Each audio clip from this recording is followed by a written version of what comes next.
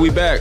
Another episode of Club 520. I'm the host. My name is DJ Wells. To my right, Young Nacho T. How you feeling, my boy? I'm good, man. Got some special people in the building. Special people, you know what I'm saying? To my immediate left, we're going to introduce him last, as we should do our guests. To my far left, you know what I'm saying? Resident chef, Bishop Greenleaf, my boy B. Hen. How you feeling? Cool and Ashley, let's get it cracking. All right, man. I got a special guest to my left, you know what I'm saying? I'm going to go ahead and let T introduce him, you know what I'm saying? They got a little relationship. They go back a little bit. Classic. This is my rookie, man. My days in Indiana. I mean, he's carved out a beautiful career in the NBA, man. Iowa State legend. Legend. One of the coolest dudes I know in the NBA, man. I'm glad to have him on the show. George Niang. Appreciate y'all for having me on, man. Hey. It's a blessing. I appreciate you sliding through. It's a blessing. He got the PR statements ready. We're going to get out of them real quick. Don't you worry. Before we get into the episode, hey, y'all see this lovely table? It's a real bear. You know what I'm saying? You got some product you want to promote. Get out there. We got this wonderful laptop. You know what I'm saying? Be him. We tried to get him to the Skechers deal last week. He wasn't fucking with us. T, you got that shit on today. No, I don't. It's just regular day for you. They was by the door. Hashtag. It's okay. He flexed on us every week. We appreciate it, though, nonetheless. Hey, you know what I'm saying? Skechers, look, T might go for $1 million. Nah, you ain't doing $4 million? Yeah, of course. I'll do anything for money. George, you know what I'm saying? We'll expound upon that a little bit later. You know what I'm saying? You still in the league, my boy. Hey, Man, let's get the show going, man. We ain't get to start talking crazy. Yeah. I like when he in this vibe, though. He got the sip of water. We had a good episode today. Hey, you know what I'm saying? You're in the league still. And obviously, you know what I'm saying? You playing shoes, deals of that nature. How much Skechers got to give you to get the deal certified? Like, what's the amount? You said $1 million. I'm jumping at that. You hopping in the Skechers for $1 million tick? Absolutely. Damn, but that's easy. Be here. He was being difficult. You know what I'm saying? He ain't trying to give up his footwear. Nah, I don't even care, bro. $1 million, we can talk. I just want to be able to wear what I want to wear to the club. And when I'm hanging out, bro, I just don't want to. On the 520 podcast, give me the Sketcher, whatever. The shape ups. The Kim K was having this? Yeah. I'm going to leave them unlaced like I got the dunks, and we can rock out. But you got to wear them to the club. Yeah, when I'm going out and hanging out with my friends, bro, I'm not wearing them, bro. So we're going to see. Once some comments come, we're going to see how them effects change. Before we get to the episode, I always got to start the episode with a fried-ass question. Obviously, you know what I'm saying, you had a nice journey in the NBA, still going on right now. But I got to ask you, what's been so far, without giving too much details, you don't want to snitch on nobody, what would you say your most problematic locker room was so far in your playing days? You can go from high school to college to NBA.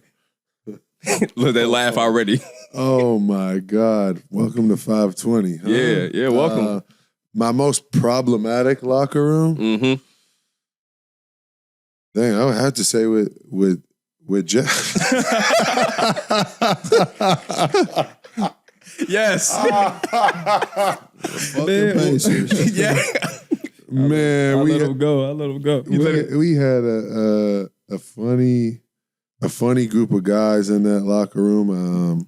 You know, I think it was PG's last year, right? Yeah. Yeah, so it was like, you know, a mix between, you know, I think there was riffraff of him, you know, not wanting to be there, this, that, and the third, or I don't know what he was thinking. I was a rookie. I really didn't know anything, but we'd go on like 7-game win streaks and 8-game losing streaks. I was confused, man. So as my first year in the league, you know, we were a troublesome group. That was a hell of a year for everybody, and we'll get into that a little bit later. He don't like the Pacers at all. He has no respect. I am unfortunately a doomed Pacers fan till I die. But Tyrese Halliburton, the savior, man. Hey, the guy. Shout out to him out the gate. Shout out to young Ben Mather too. We on the way. Now, see, I don't like his. G. Well wishes to the Pacers organization.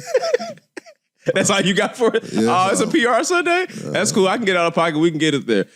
So, first, starting off, before we even get to that, you know what I'm saying? Obviously, we know how you what, you know what I'm saying? It's your background in basketball. Talk about your high school days, man. You had a pretty goddamn good AAU team, you know what I'm saying? How did that come about?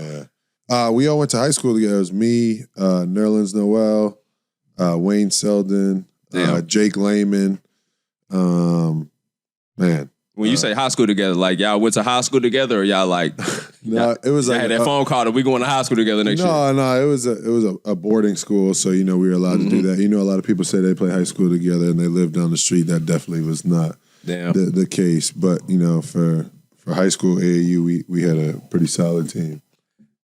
So when you was playing in the summer, obviously I had a whip. And was it a little bit easier for you to play high school basketball playing with a talented team like that? Like you said, you had a damn near prep school. Y'all playing a crazy schedule as well.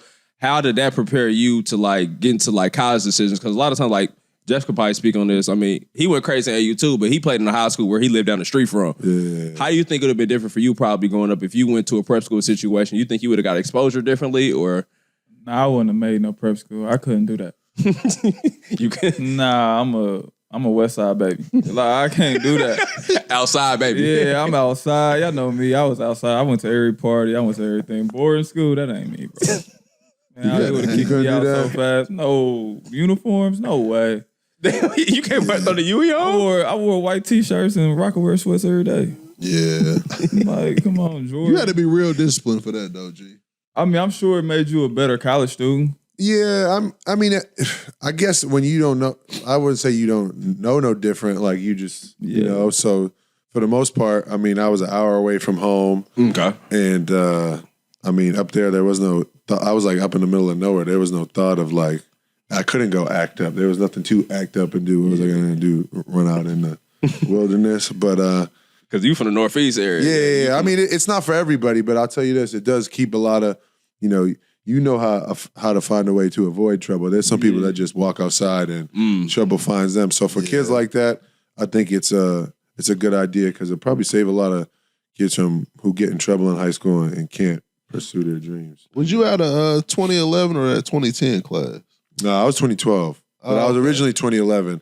So in the Northeast, it's popular to like reclassify. So that's popular. Everywhere. It's different normal now. That's the whole globe. I feel like I thought we were like the first ones to do Y'all it. probably pioneered. Yeah, so I was. Yeah, they do be having some cheating teams. So I was young for my grade. So I was originally class of 2011, and I did 2 sophomore years. So it hurt me in the long run when I'm entering the draft, and they're like, "Oh, he about to be 23," and I was like, "That ain't no good." Did y'all win Peach Jam? Yes. Yo, how was that? I had a whip. Oh, that was Peach Jam that was the best turn. That's the best tournament out. Yeah. No, and then you see it now. It gets all that national. That's smart. Nationally televised. Yeah. So I don't know. I mean, Nike did a really good job with the EYBL. It was like the first year when we first joined, but Peach Jam was elite. Who was your toughest matchup out there that you could remember? Who was like, damn, he is nice. Oh. I got to work on my game. I got to get in the lab. Matchup, I just remember having to play the St. Louis Eagles when they had Bradley Beal, Ben McLemore. Ooh. That was crazy. Elite. I mean, there was nothing you could do because I was like a post guy, and them dudes were just dancing around the 3-point line. So they was smoking them great, huh? Yeah. Yeah. Oh, he play for He played for Speece? Speece. Yeah. They had him, AJ Hammonds. Yeah. Who else did they have? Yeah, they had a couple good pieces. But Deshaun Thomas. Yeah. Yeah, Deshaun but Thomas that Eagles was team was nice. Oh, no. That 2011. They was cold. Then who was it? Team Takeover had like BJ Anya, Jeremy Grant, James Robinson. Damn. Yeah, so they had all D1. So you had smoke every game. No, the Nike EYBO was for real. That definitely helped me, just playing against guys. Like I went to high school in Nerlens Noel, so playing against him kind of helped me play against like shot blockers in college so that I could score not at ease, but easier. How'd you get to Iowa State? Damn, that's actually a crazy story. So I didn't have any high major offers, I think, going into like my junior year. And I played in a tournament, and Fred Hoiberg ended up calling me because this prep school, we went on like a ski trip. So he called me in the middle of like me going down the hill tubing or something. And I called him back, and he wanted me to take an unofficial visit. But people don't realize now unofficial visits like couldn't be paid for. Yeah. So like my mom had to like pay for me to go out there. I was originally gonna visit just the University of Iowa, but then I decided to do both because they were both recruiting me. So we get out to Des Moines, and Des Moines is a 45-minute drive to Ames, where Iowa State is. And my mom forgot her credit card, so when we go to rent a car, they was like, sorry, like, no, can't do. This was like 12 years ago. Damn. And so we had to take a cab to Ames, Iowa. Then my mom was like, I don't want them to know that I forgot my credit card. So like I'm running across like this bean field to like get to the practice facility because they're not allowed to pick you up when you're off campus and stuff like that. And eventually we had to take like a mega bus, which is 2 hours to get to the University of Iowa. Fuck. And then finally at the end, my mom was like, I'm going to call a car service so we can just get to the airport. And then this is in the middle of nowhere. So this dude was like, you want the Lincoln or the Cadillac? And my mom was like, just whatever, the Lincoln. This dude turns out to be like a hoarder. So like he just had trash like in the car. So like he was driving in like a tuna fish can and like slide across the dash. It was a crazy. I was like, there ain't no way God wants me to go to Iowa.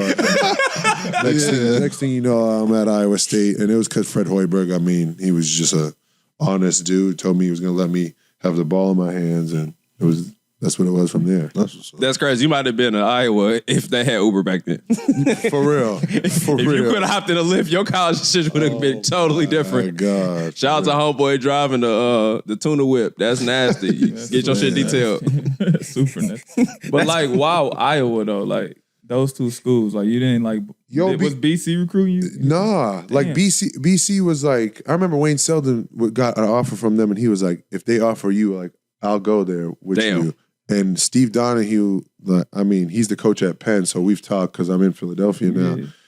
But like nobody else was like at that point. Like that was the first time major school. They were like, what position does he play? Like he's not a 3, he's not big enough to play a 4. He don't dunk on nobody. Da da da da. Tweener. Yeah, so it was like Providence came in late with like Ed Cooley, but I had already committed. Billy Donovan was late, but. You know, if I went to Florida, that would have been all bad for me. A little different. Yeah, and then like in the midst of like George Mason was another school, but Larinaga took the Miami job, and like I said, if I couldn't do Florida, there ain't no way I could do Miami. You might not have been in the league. You went to Miami. I didn't really have a position. I didn't really like my highlights were nasty. Like people would like they'd do highlights of like me at like Nike Peach, and people like. I didn't just waste 3 minutes of my life watching jump hooks and layups and stuff. Bro, it was crazy, man. You do got a nasty game, but it's like it's effective. Yeah, the ball goes in the hoop. Yeah, it's nasty, but it's effective. I used to say that when we was in practice with the Pacers. I'd be like, his game's so ugly, but he's so nice though. Like he used to kill. Yeah, what's your go-to move though? What you fuck him up with? He can shoot. You got a clip. Yeah, no, I want you to talk your shit a little bit. I mean, I've always had that. Yeah, Jeff, you know, he got the drop shot, you know, whatever that looks sweet. And then he run back, don't have no emotion. Just like, yeah, that's cool, sweet. Yeah. You know what I mean? He got the chapstick in his socks still. Come on. The chapstick in the socks. Yeah, nigga, I can't have chapsticks at the free throw line. At least you ain't go to Charles Barkley route with your belly button. Charles Barkley used to put Vaseline in his belly button so his lips wouldn't chap. Man. And I was like, hey, that's the nastiest shit ever. He's out of pocket for that. Yeah, that's sick. Shout out to the chapstick in the socks though. No, but I first noticed you when you was at Iowa State. I watched all the basketball. I watched college basketball like a fan back then. And you were killing, but you had a rare game. Like you were doing dribble handoffs, fake dribble handoffs, running point, shooting threes. And I'm like, man, what? I couldn't figure you out. I'm like, how is he killing? He's moving in slow motion. Yeah, I was like a little Boris Diaw back then. You know, where it's like, I think the college game is so traditional where it was like, play through the big. Like, you know, when you first got in the NBA, play through the big. You know, there was no real like movement where Fred Hoiberg, we played 5 out.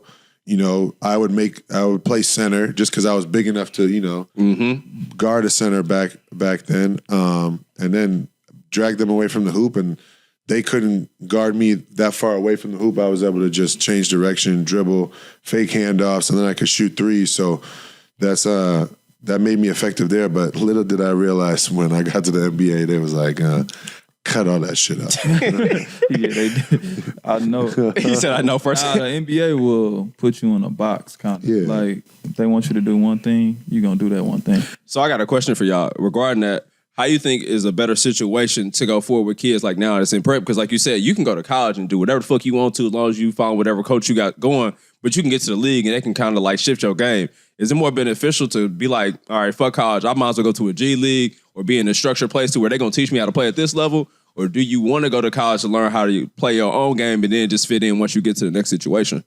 Man, that's tough because there's some people that, you know, they've before they've even gotten to college, they've outgrown the college. Like, so that they need to go to like they're too talented, they're too big of a name. They need to go to the G League Elite. But then there's some guys that think they're too big for college that really need to go be like disciplined and learn how to play and, you know, learn how to grind and actually work before they actually get to the league. So it's like a person by person basis on that one. But I do like what the G League Ignite thing does, but it also can hurt guys that think they're better than they are. And you get caught taking $500,000 to come out, and that's the most money you'll ever see. And you don't see that you show what you can't do, and they're like, why would I waste time on playing this kid? That's real. Like you said, you got to sell yourself one way or another. I know it's a little bit later now. We ain't gonna talk about the past, but you know what I'm saying, NIL deal. How you feel you would have ate, you know what I'm saying, Iowa State? would have went crazy on it. Especially with you being, you know what I'm saying, a 10-year player. You know, college basketball loves any upperclassmen. Man, I would all those, you know, 4 years in the tournament. The farmer money out there, I would have had a good experience out there. But now that I think about it, if I had, because I remember when I got out of college, I did like a signing for like $10,000, and I thought I was rich. I was like, you couldn't tell me.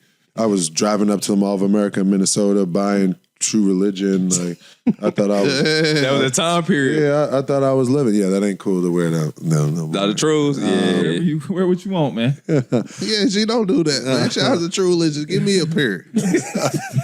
Fuck what G talked about. Give me a pair. He's trying to make every jacket cool again. Give me the True Religion fit without the nigga that's built like me on the front of the shirt. I fuck with that. Just give me the regular True Religion fit with just a little. Nah, you don't want the boot on your shit? Nah, give me the little coast symbol on that bitch.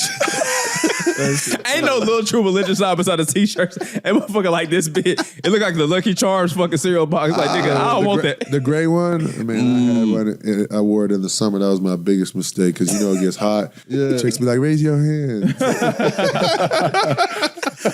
George in the club going crazy. Armpits going Man, wild. I was so embarrassed, dude. I was like, from now on, just black t-shirts in the summer. Man. But how was it though at Iowa though? Did you have fun? Yeah, was it like a party I had a campus? blast. I mean, so that was kind of really like where I enjoyed like the outside of basketball scene. Right. But it wasn't too crazy where like it got out of hand. Like I could still manage to get in the controlled gym. it. But like people out in the Midwest, they just know how to drink, man. There's nothing else to it, man. Like, Shout out to the Midwest. There's like people that drink, and then there's people from the Midwest. They just We do a little different. yeah. It's like people are like, I drink. Oh, where you from? Oh, the West Coast. Nah, you know, you don't really drink. How much love you get at Iowa State? I mean, it's still to this day. I do a charity golf outing out there. I do a basketball camp. I don't do anything else anywhere else because that was like the craziest amount of love that like That's just I real. ever got. It was wild. Yeah, that's crazy. We sitting here with two people who could have went to BC. Yeah. That's crazy. Damn, that would have been a like you had the city going crazy. Yeah, I thought about going there. What deterred you? The Wake visit or just because they had another guard coming in? Honestly, my mama had a dream. That's really what it was. Damn. She said, "Hey, you got to go to Wake Forest." Shit. She's like, I had a dream. Say less. It was over with. Yeah, well, ain't nothing else to talk about. Yeah. That's crazy. So you know what I'm saying? You do your thing at Iowa State. Now it's time to go to the NBA.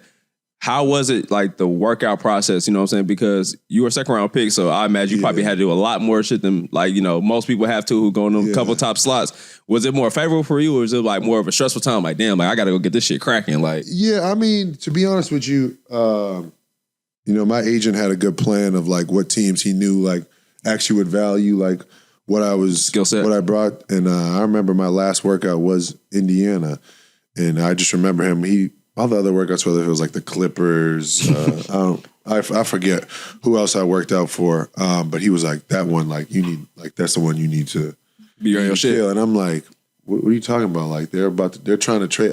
He's like, they might trade that first round pick, but they have a second round pick. Da da da. So I think I was in there with like Yogi Ferrell, Shout out to Yogi. Check Diallo, maybe even Bryce Johnson. I can't remember, but I ended up playing really well in that workout. And Kevin Pritchard, I remember, KP. came and had a conversation with me after, and I was like, oh damn, that went better than all the other workouts. Then you get to draft night, and that was the worst night of my life. It was 50 picks before you. That was like 4 hours of sitting there just Damn. waiting. It felt like forever. And then, you know, that's when you came. I mean, that whole trade happened. You was coming, and then so Jeff really kind of stole like the limelight because it was like, oh, the Indiana kids coming back. Like, fuck him. We ain't gonna, I'm like, you done waited 4 hours. Yeah, we ain't gonna talk about the 50th pick. We just got this dude. Then he chose that weak ass number. 44. Man, I feel. What'd you tell me? You said you was gonna pick 50. I was going to wear 0, but CJ had 0. He was nothing. Nah, he wasn't giving that up. So I had 44, so I could throw it west side. Alligator. Both hands. But I was just as mad as you. But go ahead. Nah, but I want to ask you though, was you thinking NBA the whole time, or was you like, yo, I might have to go overseas, or was it like, nah, I'm going to the league? I mean, I always like the league was always like, that's where I wanted to go. But to be honest with you, I never was like working on like, I got to get to the league where like most people do. I was like, I'm trying to be All-American, or I'm trying to be, you know what I mean, first team All-American, or like a Big 12 player of the year. And then it was like, oh shit, your name's on draft boards. Like, I was like, damn, I could actually, because my whole like if you look at my game, like it is nasty, it's effective, but like I never really thought, because nobody ever gave me like the reassurance to be like, yo, your game is league, like you know what I mean, like it was always like, yeah, you nice, like if we played at the YMCA, like I've always been, I've slighted you. You know what I mean, like I think that probably helped you though. No, for sure. You stayed true to who you was the whole time. No, but like you look at my game now, like you watch like college film, I was spin moves, up and unders, to like now it's like catch and shoot and drive, and obviously I could do other stuff, but you realize like if you could fit a role, there's probably like 5 to 6 to 7 roles on a team. If you could fit one of those, you could really like just stick it out. And I didn't realize that like when I first got to Indiana, like I'll never forget. It was preseason and I got in, I traveled, and I seen Nate McMillan. He was walking to like the coach's huddle, and he was like, someone has to talk to him. He travels every time he's about to dribble. And in my head, I'm like, I should just never dribble again. You know what I mean? Like, you got to find like where you really fit and who's going to give you an opportunity to do that. Like, not throwing shade at him, but it kind of helped me realize like, all right, there's some things that I could get away with before, but now it's like, all right, now the box of like being a corner 3-point maker, that helped me just stick around long enough to get more opportunities to show what else I could do. Who put you like who got you into that mindset though? Like, cause Quinn Snyder, 100%. Shout out Quinn Snyder. Yeah, he's like I don't know how to explain it, but he's like a basketball mad scientist. like a mad scientist. Like that's like he's just so in depth with his detail. I just remember like he had one of the assistant coaches come talk to me. It was like, hey, obviously we signed you, but if you want to play, like you have to make that shot and not let someone just straight line drive you on the other end. All right, just start running to the corner. I'll pass you the ball. We'll start shooting corner threes. So literally, like my first year when I was with them, all I did was just rep out corner threes. And you know how the NBA is. Like if you don't know who a dude is and you out there, the ball gets past him on 3-point line. You like, man. So if you miss. All right, they're going to keep, but you start making, then you start getting a reputation like, all right, like this dude can make shots. And then, the evolution of 3-point shot making, on the move, all that. And then you eventually figure out like, damn, if I can make 3-pointers and keep guys out of superstars' laps when they're ISOing, that's a role, and that's kind of like what I've carved out here. And it didn't look that promising when I was my rookie year. But it took some time to figure out, and I'm going. This is year 7, so it's crazy. Hey, salute to that too, bro. Because the way that you made it, like you said, you didn't have a situation where you just came in, got drafted, I'm playing, I'm here, next contract. You had to really grind, and like you said, you came into a situation that shit changes a lot of players because you came into a volatile situation in Indiana where a lot of unmoving parts was going on, and a lot of things should have happened that didn't happen. Also, like you said, shout out to Coach McMillan, but where he was at, where the organization at, and where the players was at was all different places. And it's your first experience in the business of basketball. Right. That can break a lot of people because, like you said, you Big 12 player of the year. Like, you coming in like, I'm used to doing whatever the fuck I want to, and then it's like, nah, you got to do this. That breaks a lot of players right there. Yeah. Off the sense of, I've been doing this shit my whole life, and now you telling me how to play. But like you said, you took advantage of a situation, and you making a full career out of that shit. Now we talking about the pace, you know what I'm saying? Who was your vet, man? You was a rookie. Who was your guy that, got you cracking? I will This Jeff man right here? Jeff Teague, the first trip we had, he pulled me aside and, he was like, listen, your rookie year is going to be crazy, but, I got you. I'm gonna ask you to do a couple things here and there. Couple things. Yeah. I remember one of them was the Dove soap. After every game, I can appreciate that. My man cares about his hygiene. You know what I mean? He wasn't using none of them weak soaps that they give us. Wait, he made you go get the Dove soap? Yeah. No, so every I'm sure you probably still get the Dove. yeah, absolutely. So Nah, go crazy, G. I don't want to interrupt your interview for real. Go ahead. Nah, you got. I'm not, bro. why can't you say that? You gonna? I swear to God, I'm chilling, y'all. For real. No, Go the ahead. soap that they give you is like hand sanitizer. Like No, the hotel hand soap is trash. No. Like I'm talking about, like it's up on the wall, like one of them type soaps. Like you gonna Oh, yeah. I thought you were After talking the about game. After the game. Oh, okay. Oh, yeah, my wait. bad. I didn't elaborate. So like he'd be like, hey, yo, here's some, you know what I mean? I ain't gonna go into detail, but you know what I mean? less. Just let me every road game that we have, like, can I get some Dove soap? Yeah. So, you know what I mean? Understood. So I always carry around like Dove soap. I also had to carry around the cards. Got to go get Long's Donuts. Shout out to Long. So, you know, when some of the other vets, you know, didn't step up, you know what I mean? Help me out. My good man would, you know what I mean? Look out for me. Nah, that's love. He a good nigga, bro. But another one. Because some vets, they'll do you dirty. They'll make you go get shit and be like, all right. And then not pay, pay you. So that's kind of like a lost art. That's grimy. That's kind of like a lost art. So when he first was like, yeah, like, here you go, like, this is what I expect out of you, you know what I mean? Like, I'm gonna look out for you if you ever have any questions, you know what I mean? And from there, that was the best season ever. You know what I mean? I think every rookie should have a vet that actually like looks out for them. I mean, I think I was the only rookie on the team, but he actually like showed me the game. You know what I mean? Like, kept it real, and you know that was a rough season for me. But you know, my guy always kept it interesting. Another one was Al Jefferson. I can't never Big Al. forget him. He was making me get him a breakfast sandwich before every shoot around, and Jimmy John's after every shoot around with like potato chips and water. And I remember we was in New York, and I ordered like an egg sandwich and they did some fancy, like this dude, a Southern dude, so he like wants scrambled eggs, bacon, cheese, like just the regular way, not, so they gave me like poached eggs. And it was like right before the bus was coming down, but I ordered an omelet for myself.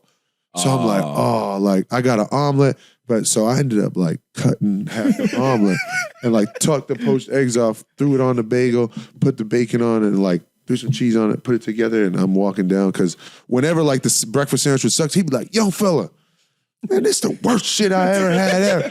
And I'd be like, That was Big Al, though. yeah. He would be like, you the worst fucking rookie I done ever had, man. Like, you shut up. Like, you stupid. Like that.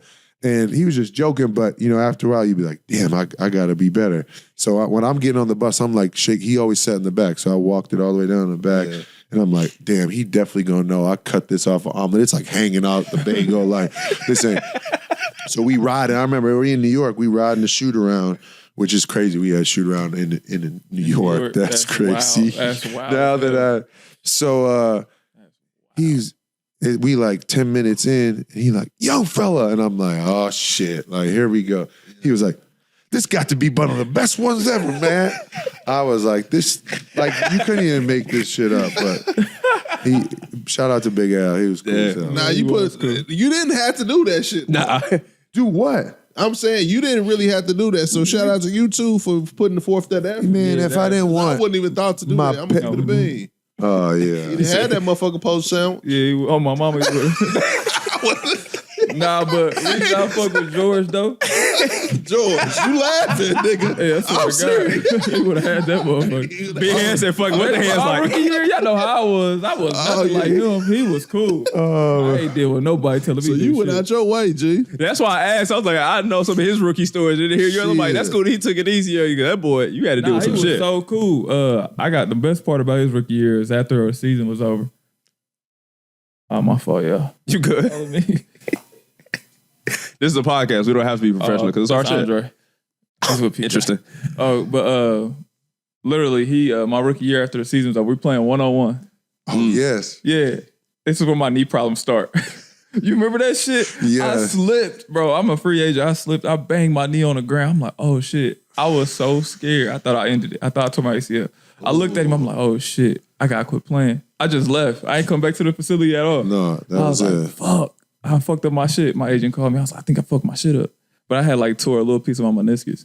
It was over. Damn. Like, damn. But then he still had to go collect. You know what I mean? I went through that. I went through that motherfucking drill shit at Minnesota. I'm over there. That shit was hurt like hell. I'm like, Are you gonna figure this motherfucker out? Yeah, they ain't do no MRIs on the knee or nothing. I was like, hell yeah. We go sign this motherfucker. I'm gonna play this Luckiest shit nigga in the off. world. Dang, that's one thing I say about my nigga. He gonna get to that check, and I always respect I was that. gonna play that shit off. We gonna sign this motherfucker. No question. So that's, you know what I'm saying, you go through that first year, and then after that, you know, take us a little bit through that journey, because I'm saying you obviously moved around a little bit. You was in the G League. How was it like going through that first year in the NBA and then transitioning to the G League, and then you end up transitioning back out to Utah? But how was that time stint for you? Like, Man, that was a humbling experience. That's like, I mean, I get cut, you know, so you hit rock bottom. You're like, damn, did I just mess up the only opportunity that I'll ever have to play in the NBA? And then the best thing I did was I was able to sign a Exhibit 10, which is like you going down to the G League with the Golden State Warriors.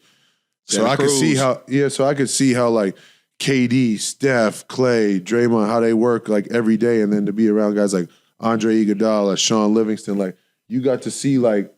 So I went from one side of the spectrum to the other, where it's like they just won a championship, and so just to see how they had a daily routine, I think that was the biggest thing with me is just, you know, you can't just work on the days that you feel like working. It was more or less that, you know, you got to do it every day and get a little bit better every single day. So obviously that was humbling, you know, being there and being in the G League, having to start making, I think I made $650 my rookie year, and then my checks every 2 weeks were like $900 because I was making $25,000 out in California. damn. Santa Cruz Warriors.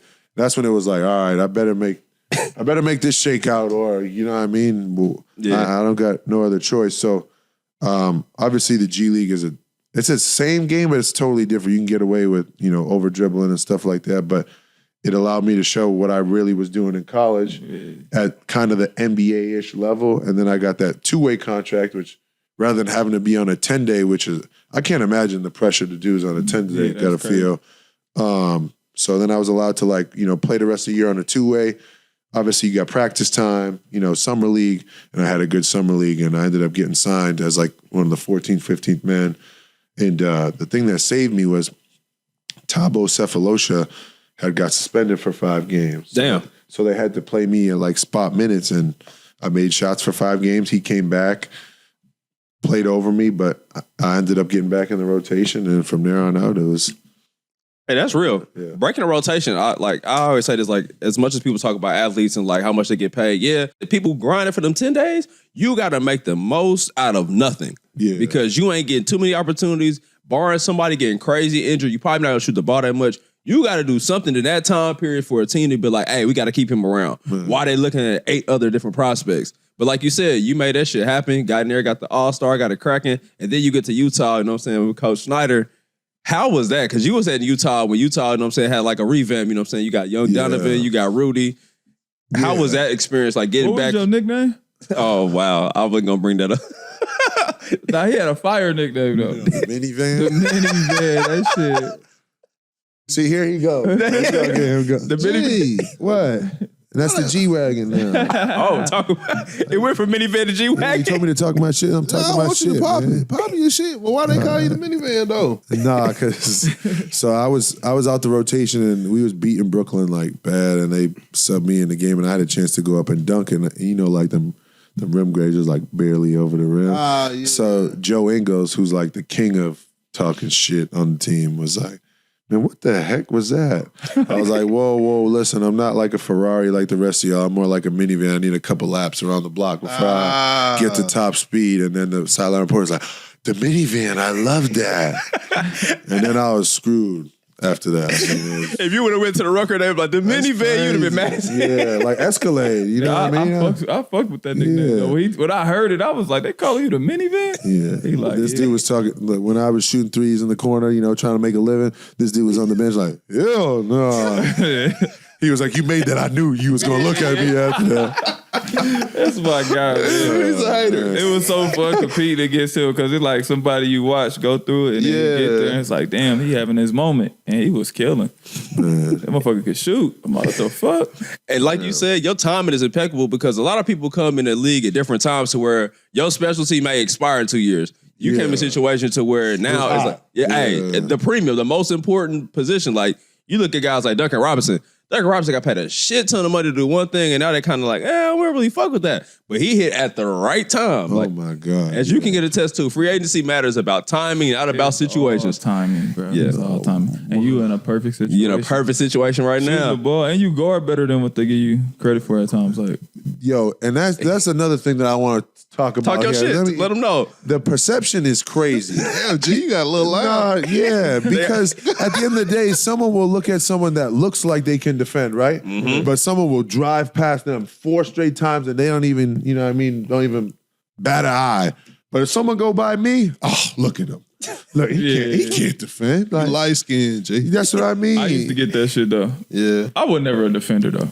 Nah, but you know what it was? Is like because you have like the emotionless face that people didn't think that you cared, right? Yeah. So like, I get that he all would the even time. tell me on the bench, like, hey, watch this. Like he'll go throw a lob and be like, ah, and coach would be like, Jeff's in the game today. I'd be like, for what?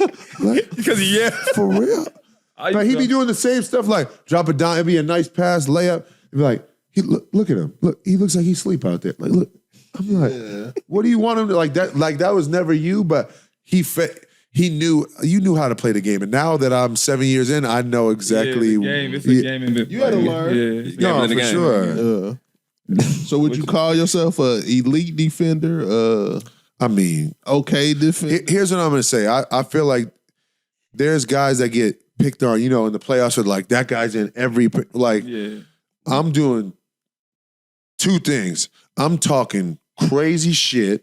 Oh, we know. We love it. And I'm just gonna be ultra physical. Like you gonna have to have me just foul. Like you know what I mean? It's not like you gonna have to hit tough contested jumper. You're not just gonna and then like think you just driving by me. Like if you drive by me one time, it's like, you know, like Don't make them feel it. exactly where like these other guys that are out there that get picked on, they're like they don't want to touch nobody. They And got like, G fucked up. yeah, no, yeah. It ain't sweet. Yeah, we ain't switching for G. Okay. So how was it like when you had to leave Utah? Was it bittersweet? 'Cause I mean, Damn. you had a good thing going. No, I mean that hurt. I mean that really hurt. Like that was like the first time where I felt like I really like earned my roster spot, earned to be there, and it was like, yeah, like we signed Rudy Gay, like you know, we going in a different direction, and you know I'll never throw shade on another player, but obviously you look at other people and where they are in their career. Like Rudy Gay's had a hell of a career, but in my mind, I was like, but like what I did, like I shot 40%. Like you know, I mean, I came in, never complained, and like that was just taken for granted. But you know, I felt like it fucked up once you left. Like, because it seemed like y'all was all like super cool. Like even seeing y'all after the game. Yeah, you, like Donovan, chemistry, yeah. y'all was at Cheesecake Factory and shit. And I'm like, that's the only place I could go in. for real. It's the only place I can link Hey, them. man, what? Yeah. That's Plus, their link spot. Rudy was there temporarily. He Nah, wasn't he's still trying to. there. He's still there. Oh, he is? Yeah. But I'm just saying, I just feel like they I don't think that was really where he probably wanted to go at first, though. You think Rudy wanted to be there? I mean, shit. I mean, know. I mean, you But go where the don't money. I mean, you go where the money goes. But so like when you're a free agent, you thinking like if the team signs someone that kind of does the same thing that you do for more money than what you're making, they chose him over you. So I had to go find another place. No, yeah. Which show that was like, damn. So you didn't really value what I did. You felt like you had to go get someone else to do something that I did and think they're going to do it better. So that was my first time experiencing that. I never had free agency where teams were like, "Hey, we're asking about you." So that was like, I was like, damn, like that really like that was one where when I got to Philly, I was like, damn, I miss Utah, but I know they don't really care about me. And then when you play alongside like 2 superstars that like demand like double teams and stuff like that, you like,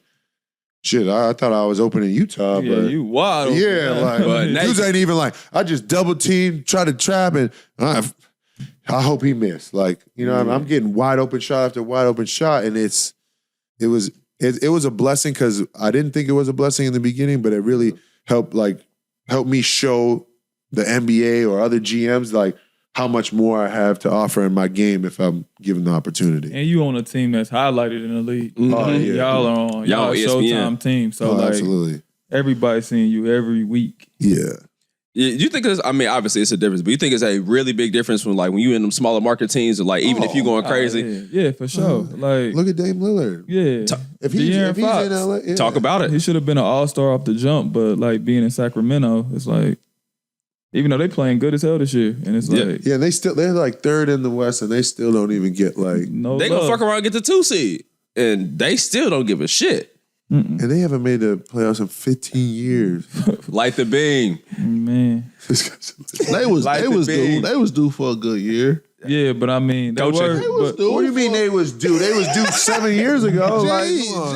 they was due for a good year. Damn. They ain't been good since Bibby was there. Swag. Nah, come on, man. That what they're doing over there, that's real effort. It's not just the luck. You know what I mean? Damn, G, I ain't saying it was luck. I'm just saying, He said like, they was due. Like it's just supposed to nah, happen. yeah, I'm not saying that. Ain't no If genie they were shit. Skechers, you'd be like, nah, they ain't due. See, G, you on that bullshit. All I'm saying is they a good team. Hell, they done had every fucking draft pick since motherfucking 97.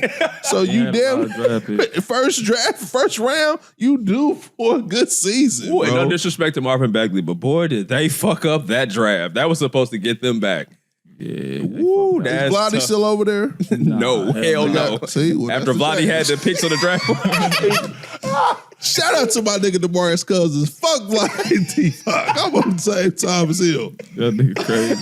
man. So now Vladdy out of there. See, there you go, G. That's why they made it. You played with two, you know what I'm saying, high-low tandem so far in your career. I got to ask you, I think obviously we know where you're going with this, but what's the difference between playing with Donovan and Rudy and the difference between playing with Harden and Embiid?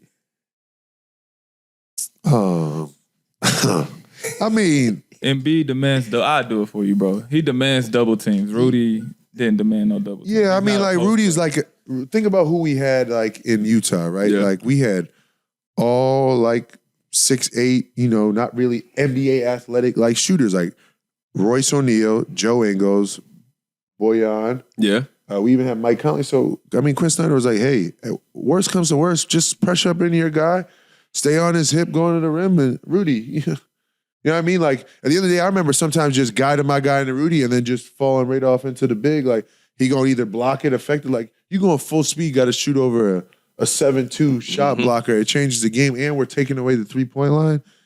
I mean, so we were allowed to play defense a crazy way, which didn't give any teams advantage. Like, if you wanted to beat us, you would have had to make like 25 mid-range jump shots at like a 50% clip, which is like unheard of. And then you know, Donovan was so athletic, dynamic. Like he's just creative out there. Like you seen him last night. He hit someone with a sham god and then a pull-up three. Like, Nah, he nasty. you know what I mean? Like, and then Shout out to Lou. he was something that we didn't have. We always, you know, I hate to say unathletic, but like to the NBA standard of athleticism. Like, so none of us had the ability to like really go by anybody. And Quinn's a mastermind at creating advantages. Then you have Donovan and someone that could play one-on-one. So it was like two different dynamics because now I'm playing with guys that don't need any action. Like they'll go get a bucket Regardless. from the other side of the court, you know, in the corner being double teamed. Like we played last night. I don't know when y'all gonna air this, but against the Bucks, I mean, James, we was down 15 points going into the fourth quarter. It was like James Harden was like, all right, come on. Like, you know what I mean? Layup, 3, step back, and 1. Next thing you know, you like Jalen McDaniel said to me, he was like, oh, we winning? I was like, yeah. Like, this dude just really just put the team on his back. And, I mean, they're just two different people. But the dynamic duo of Joel and James, I don't know if you've ever seen a pick and roll tandem like that in this era of the game with switching. Because you can't switch. Like, what you going to put your big on James? Cooked. What you going to do? Put the guard that's guarded on Joel? Like, it's over. And then you surround that with shooting.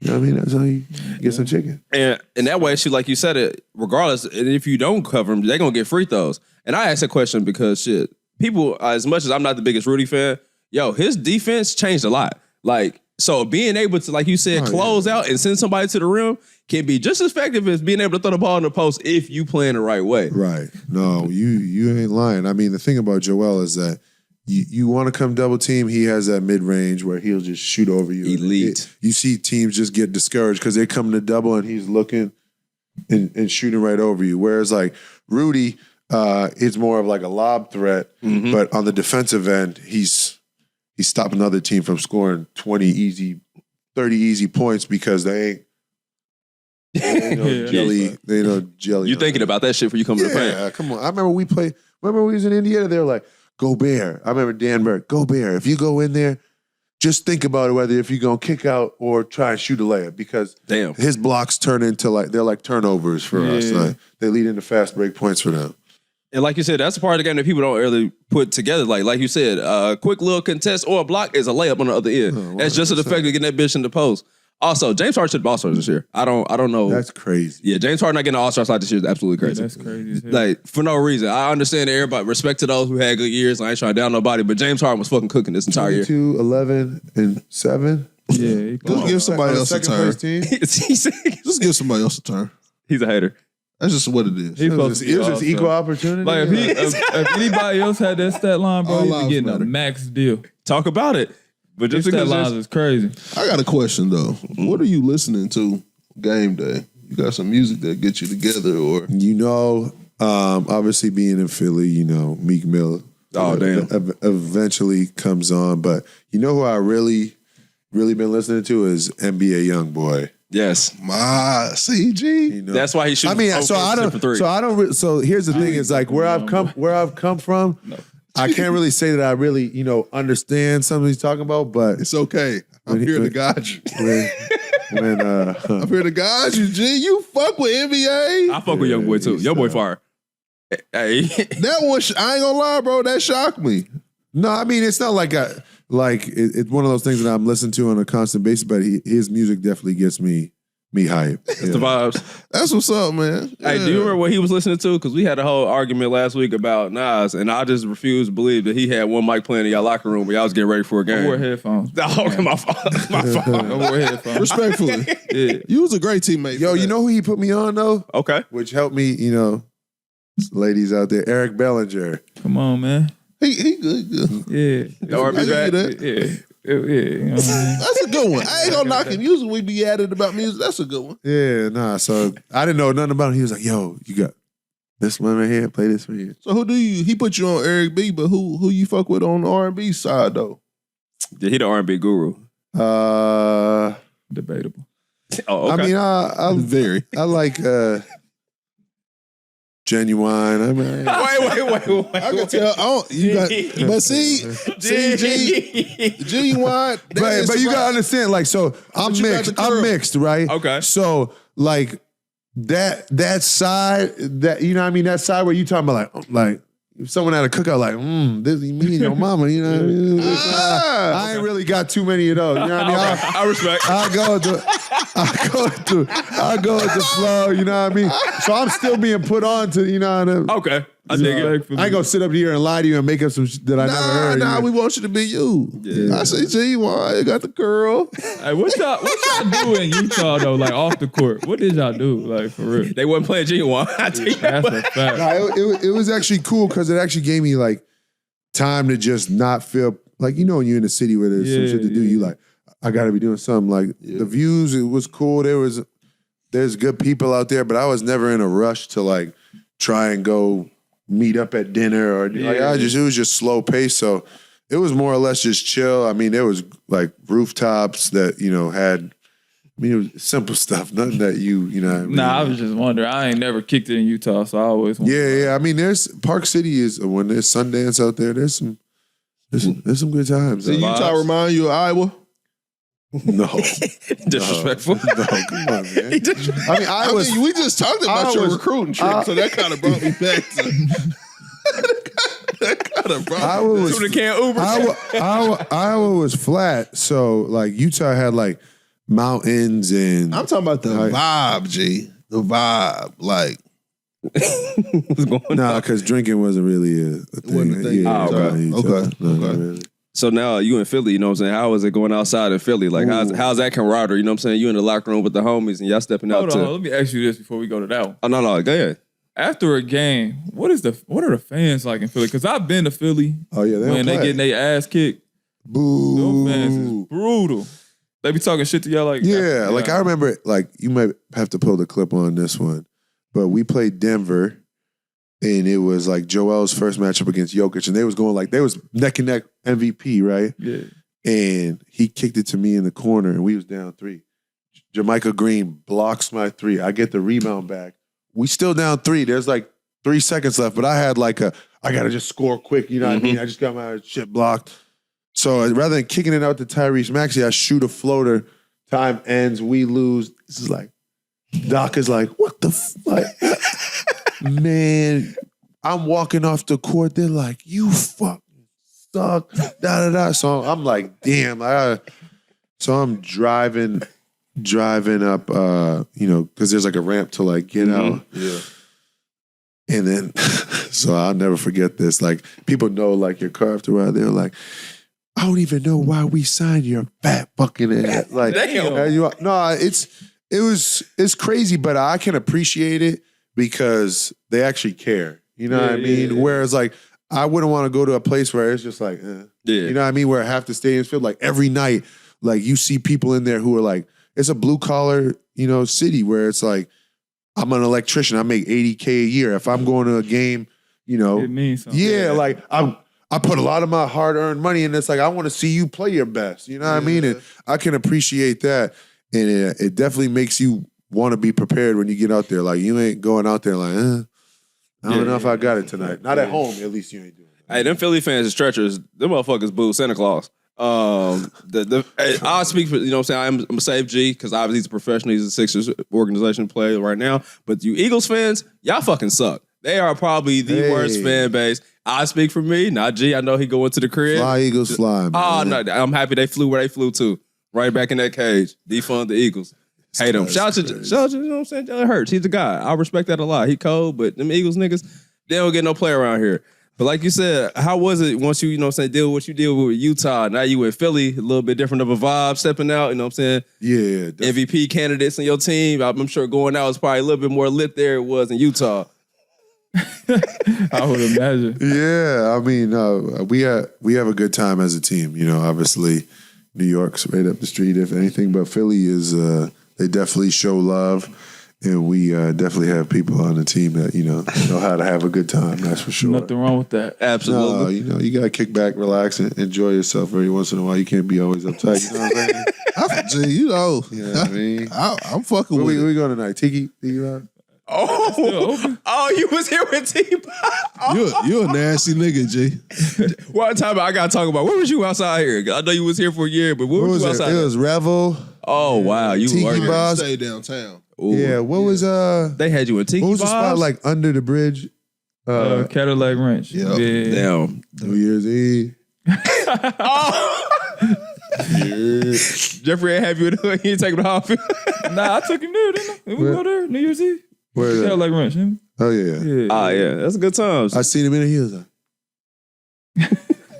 Yeah, it'd be a lot Hey of man, something wrong with him, man. Hey, it'd be a lot of mixed motherfuckers It in was a there. great experience. Indy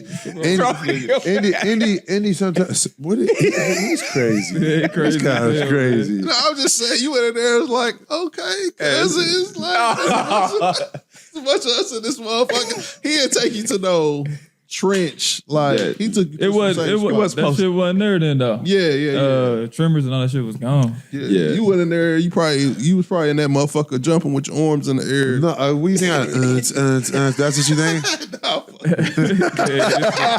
It's crazy. don't let him paint you, bro. I'm fucking with you, G. Nah, but he didn't take you nowhere where it was really like Happening. Yeah, you ain't go a couple blocks away from Long's. He had you in the same spot. but it's a bro's. I've been out. What's the place across the street that long? Oh yeah, you went to the Icon. Get some catfish. Yeah. Okay, G. Come on, I'm culture, man. Okay, light skin. My nigga ain't the Vogue, baby. Okay. Y'all retarded, man.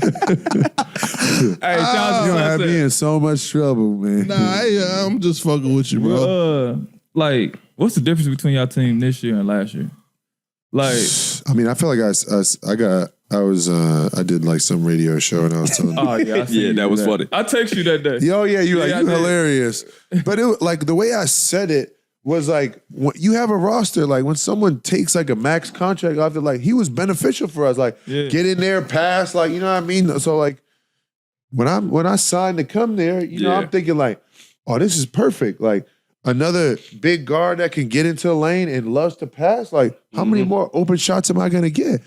And then when you decide like so the team doesn't get anything from that. I'm not playing like so now you gotta start from like minus 33 million. Like that's tough. And everybody knows like he wasn't just getting traded head up. You know what I mean? Yeah. So now when you thinking about stuff you can't control, you out there like, damn, like, am I playing too well? Like, am I gonna get attached on to him to get these ass? Then you Twitter the worst thing because you know you going to Sacramento or you going to Detroit or you going to this. You know what I mean? You like, dang, like I just got here, like how, like I'm just getting acclimated. And then when you trade for someone, you know, as dynamic and prolific as James Harden, I mean, you got to like change the way you do things because like he has to fit, you know, what you're doing. So we didn't have enough time to really get that rolling. And I think this year we've had time to like build chemistry and see what we like and what we can be better at. And it obviously took us a little bit, but I think you could, when y'all watch, you could see glimpses of like, oh damn, like they for real. And then there's other times where you're like, all right, they still got some shit to figure out before they. Y'all a really good team, bro. Yeah, I hate that Tyrese got hurt. Tyrese Maxey. Oh man, he's a dog. He had 25 in the first half. I think that little injury kind of set him back a little bit. Yeah, I mean, I think when you play with and you have that much athleticism and you have something like that, mentally, I mean, you would know. I don't move fast enough to, hurt myself. Knock on wood. But yeah, for sure. And then the adjustment of coming off the bench, but now he started, and I think he's averaging like 28. Yeah, I'm saying like I know y'all went through like that little moment. Oh when yeah, he got hurt the first time when he got hurt, and it was like damn, because James was out too. I think. Yeah, James and was it Joel for a little bit too with his knee or something? Yeah, we was fighting. I remember we was down in Charlotte and damn. Shout out to the Charlotte Hornets. I can't wait till y'all get like y'all starting to get everybody back in full rolling. But how you like playing with my dog PJ?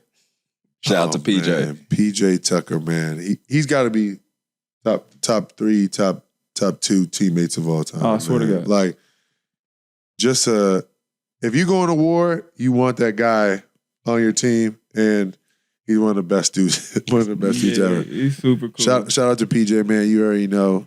Yeah, he's super cool. Like he's like the prototype of your game. No, 100%. Yeah, so like when you look at a player, you be like, okay, can he be PJ Tucker? Yeah. And that's what you probably No, for sure. Yeah. Well, before that, it was like Jared Dudley. Yeah. You know what I mean? J Dud. Yeah. See how long PJ played? What's his like? Bro, he's 38. Oh, he old as fuck. But I'm saying like, what's like 16, 17 years? Bro. Yeah, like, he doing it right. And that's the fire thing, like you said, like to see somebody create an avenue or see somebody flourish, and it's just like, I can keep doing this another 10 years. Because what I do is still important. Right. No, I think the coolest part is like, I think as an OG, like he sees people that are coming up in his shoes and then like, kind of school you to the game. And I know this is year 7 for me, but I still have a lot to learn. And the fact, he's won a championship. He's been to the mountaintop. So, telling me on how to prepare for certain games or what to do leading up to the playoffs, he's huge. He's a huge contributor on our team. So, pause. That was crazy. I was about to go. I was about to be like, that'd be damn nigga. He wilding today. I don't know what he on today. Yeah, we're immature over here. We're not gonna grow about that shit. I was gonna ask, like, you got to be his teammate to realize how many fucking shoes PJ has. No. Yeah, even then, you have no idea. Y'all closets. Like, I thought it was bad. Like, so he has his locker in the practice facility, and then he has like a whole area got to be like 10 by 10 with like shoes like on shoes like this, right? But his whole locker's filled. Then you got the locker room at the arena that got like a whole other locker with just like the boxes of like some more shoes. And then he got like a whole, like think about them laundry buckets. He got them of just shoes like whatever, and then there's the back equipment room. It's crazy. People have told me he has like a house, but whenever you bring it up to him, he'd be like, Oh, I've been there. It's crazy. I've been there. He'd be like, these ones, he'd be like, I got these ones like 12 years ago. I might wear them tonight. I might, nah, I ain't gonna wear them. He switches shoes like 4 or 5 times. He has like That's hard. 2, you know, the 16 shoe bag. He got like 2 of those. On the road. On the road. Yeah. He don't play. You gotta like be his teammate to realize that shit. Yeah, Like, no, you they can't don't- explain it to no. people. People be looking at me like I'm crazy when I tell the story. Like, man, this nigga got hella shoes. And you got kicks, and the crazy part is this dude got kicks and will wear the same shoes the whole year. Oh, I know. Them same black Kobe's he wore. It was sponsored by Adidas. Put black tape over the back. Oh, That's a fact. wait. Tell the George, story. the reason I got in trouble. Tell the Who story. was it? Jimmy Butler got me in trouble. Damn. Well, shit, I was sponsored by Adidas and I put on some Kobe's, put tape all around them, black it out. So And wore the same ones all year. Like how you do that? I don't know. How many times did you swap out shoes? Man, probably like every 3 games. Damn. But you know, I got more weight. You know what I mean? So You gotta hope it's some black mid forces. I'm trying to That's the minivan. You gotta have some good tread on them tires. Yeah, man. come on, man. You already wearing the low cut socks, the no show socks, bro. So you try to get him in the black mids? Nigga, look at my nigga socks. I can't wear these. I can't wear these. Nah, to bro, kick dude, that's your swag, bro. That's your swag. You'll never wear no shows. Ashy ankles. I get it. Hey, these two dudes. is Tell crazy, somebody who man. in black mids is crazy. I'm just saying. No, if G, somebody's wearing some low top Air Forces, I am not going near them. They're ready to rumble. You know what I mean? Hey, but that's Don't like do your that. boys Don't you do just talking about Cephalosha hooping the Air Max 90s was insane. Yeah. I don't know Hey, how he that's still it. had ankles. I play with him. Pause. all right. The pause made it so much funnier. But I respect it. I respect it. But yeah, he told me, because he got beat by the cops. Yeah. So it's like, it's the only shoe that felt good on his ankle. You know, he had a crazy, his ankle was crazy. Oh yeah, I That's- forgot about that. Damn. I mean, I guess I gotta rock that back. I just thought he was just on that like the Air Max 90. Nah, he used to hoop in like KD's, Kobe's, and he was like, man, these the only shoes my ankle could fit in. Damn. Nah, Damn. if you see a nigga walking towards you with Air Max 90s at night, that's damn near like the Black Forces. He either gonna ask for a change or try to up the blicky on you. But either way, you don't want the answer to what he about to ask you. What shoes do you hoop in though? Me? Yeah. We working in a Skechers Right. deal. We gonna get after this Yeah, podcast. You see a Skechers, holler at my boy. Right now, I hoop in the Giannis's. Okay. Last year, I hooped in some PGs. I usually just I have Nike has like 4 or 5 shoes. I find one that fits, and I'll get them in all the color of the jersey, and then that's it. You ain't rocking the B shoes. He ain't plug you with the UAs. He said, Oh, don't do them UAs like "Don't do that. the UAs." Hey, this is He's had the same shoe for 3 years. That you can't really rock a big man shoe because them look like school buses. And I love my dog Joel, but Yeah. yeah, that's not them the. shoes are. He getting that check. Respect it. But that's how I felt about y'all a couple years ago. Y'all tried to bring the Ewings back. Y'all was all out of fucking pocket. I hated that notion. When I seen everybody Yeah, wearing the I Ewings, got a bunch of Ewings upstairs. Jeff, you got heat though, so I'm gonna let you. Yeah, I slide. got a bunch of Ewings upstairs. I love the Ewing. This guy got every shoe. Nah, he slept on. He, Ewings ain't bad. man, stop it. The Ewings What's ain't better, bad. Ewings or the Barclays? Barkley. Talk about it easily. Oh, Who even as a big man, who got a cold shoe? Like only person I can think of that's cold that at that time period that you would have wore was Shaq. I can't think of no other big. Barkley, C-Web, See Webb. I'm talking about centers though. That Obviously, white blue C Webb was crazy. fire. oh, the Air Max fire. Sensation is one of the fire shoes ever, fire. and Barkley's like right below Penny as far as like signature wise, and niggas don't talk about it. Barkley had that fire, Yeah.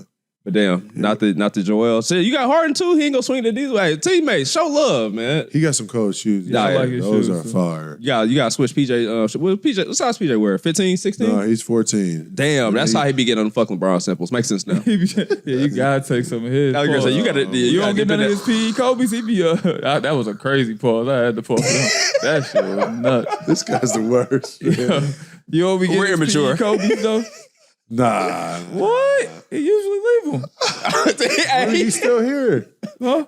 I mean, he got him outside his lock. I'm plotting. Man, Okay, what? yeah, I used to let me slide them. I ain't even wear 14, but I got a couple of the P Kobe's upstairs. Just for Westside nigga threw it through. I appreciate that Man, nonetheless. what? He's throwing them out, man. Go ahead and slide them. Let me get these. All right, now we about to put you on the clock, G. You know what I'm saying? We're going to ask you a couple of questions. You don't got to spend too long on it. You know what I'm saying? Just tell us how you feel. We're going to do a top 5. First off, we're going to start off with top 5, your favorite players. Ooh, of all time? Yeah, you ain't got to put them in order, but it's who you fucking with. I definitely got to go with Michael Jordan. That's your top? That's your GOAT? Absolutely. I respect it. Yeah. Kobe, Braun. Since we're in Indiana, Larry Bird. Oh, you don't got to do that because we're in Indiana. Larry Legend. I'm at 4, right? You at 4? And Steph Curry. I'm fucking with it. Sorry, KD. KD would be in there if I didn't have Larry Bird in there, but I grew up in Boston, so. Ah, damn, you had the 33. And he drafted me to Indiana, so you know. Yeah, he got a special place. Yeah, I respect that. Like, What are you frustrated about? I'm not. You disgruntled. You were huffing and puffing over there. body language in You the need corner. some extra oxygen. Come on, man. Talk to me. No, G, go ahead. What's next? He don't respect Indiana players. He don't like the Pacers. He says, fuck Larry Bird. Yes, it's time to push the Shout out agenda. to Larry. He fake as hell. He fake as hell today. We can't record on Sundays no more. Bishop Greenleaf, he need to be depleted. Go ahead, man. All right, so that's your top 5 for players. All right, and I got top 5 cities. What's your top 5 cities? You done been around the NBA. Where's your top 5 places to go out at night? No, I know how the road trips work. We ain't got to get into detail, but you know what I'm saying? Toronto is 1. That's facts. Shout out to Toronto. Miami is 2. Facts. Just say And this don't go in any order. These 3 no, could do your go. thing. Get your shit off. New York, LA, Phoenix. Yeah. He got a nice top 5. So, hey, I'm suitors. probably gonna throw Atlanta in there for me. But Yeah. Product placement. yeah, I haven't been able to. to really, experience Atlanta, thoroughly because, we've either been on a back-to-back. We haven't really had like 3-4 days in Atlanta, but I've heard great things. Do y'all be shitty when y'all be having them fire-ass cities and they be on a back-to-back? Like, Ooh. I hate when I used to play Minnesota and we used to leave fucking Atlanta so fast. I'm like, fuck. I can only imagine because, like, I know y'all probably, we can't talk on it too much, but can y'all take a letter flight or is that, like, frowned upon? Like, I know you got to travel with the scene, but I ain't paying nothing when you ride free like that. What? You don't pay for a charter when you already got a charter? No way. It make no sense. But But there are some people that do that. Shout out to the we know exceptions. those. They check different. He said, They check different. he looked around and said, we don't know who that is. Yeah, they check different. All right, so you know what I'm saying, top 5 cities, so we ain't gonna talk about, you know what I'm saying, in the off season, but when it comes to mind as far as what you might do, what you think about doing, you can move in on this too.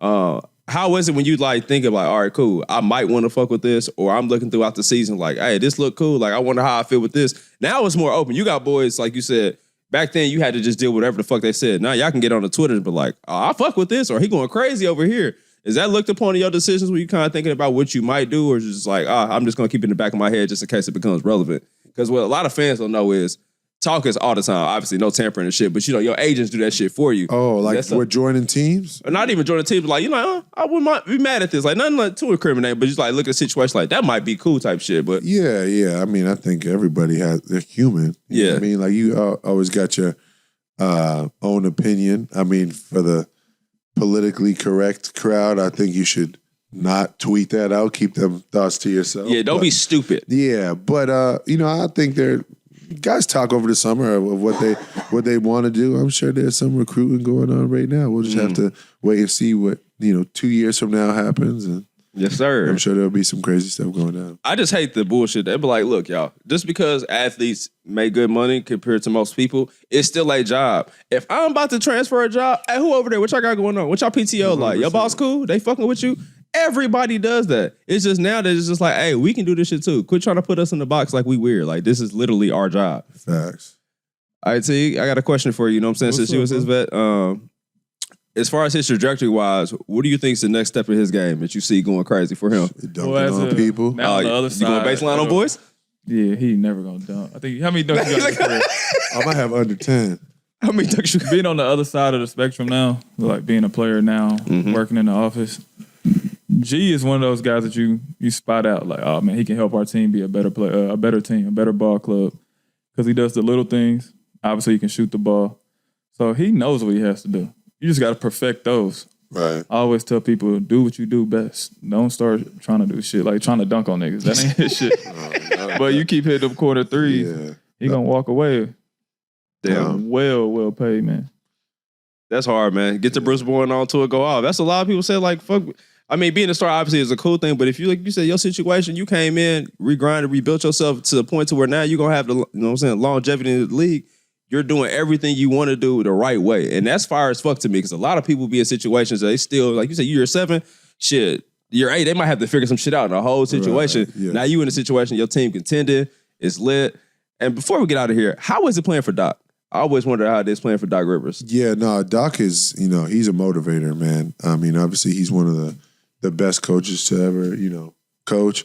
And he does a great job of just motivating his group. And he's had so much experience, so he's pretty much seen everything, in the game. So the fact that, I've been able to play under him for 2 years has been a super great experience for me, and it's allowed me to grow as a player. But I think the coolest part is he actually instills like confidence, where some coaches wouldn't do that. That's important. And it don't matter about X's and O's. You're going to go out there motivated. Like he got some of the best pre-game, halftime, post-game speeches where you're like, all right, like I'll run through a wall for this dude. He used to be in my head because I still hate on Doc Rivers a little bit. Yeah. But it's only because I hate that Boston team that won a championship. It's really not on Doc. It's just I hate that team as a whole. Like, I love Rondo. It's one of my favorite players, but that team, I hate you that. Didn't like KG? Yeah, KG was cold. Ray Allen was cold, but Paul Pierce was cold. But together, I hated them. And I hate when I be hearing them talking. I'm like, man, all right, y'all got a chip, man, but y'all got an input on everything. It's always Celtic with an input on everything on social media. I'm like, yo, y'all can cut that shit out, man. Is that okay, B? I can't hate on Doc Rivers no more. I gotta let it slide. I mean, G just spoke highly of my nigga. So I don't gotta say nothing. He did speak highly. I ain't talking about Doc. I'm just saying B. I can't. G. I gotta let the hate go. I mean, hey, you a grown man. You can do whatever you want, but just know this is a fucking current player. He's saying great things about Doc. Well, so good. I fuck with that. That means I gotta keep the smoke going by myself. Then fuck it. I'll take it all. Well, hey, man, we about to get up out of here, G. Appreciate you, Slide. My boy, man. Sure, Check my boy out. You know where to find him at. Philadelphia Plays on Primetime TV. Hey, in the corner. Find him in the corner. Shout out to the minivan.